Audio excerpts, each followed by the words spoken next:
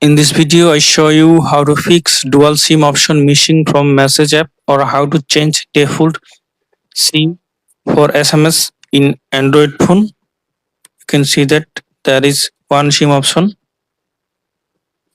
For doing this, go to settings, then go to Wi-Fi and internet,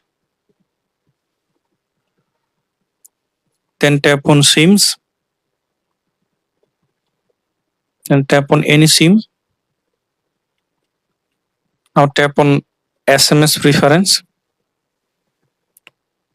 Enable ask every time.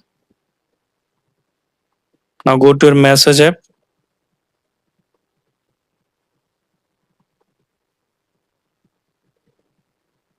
You can see that change option. I hope that this method fixed dual SIM option missing or how to change default SIM SMS in Android.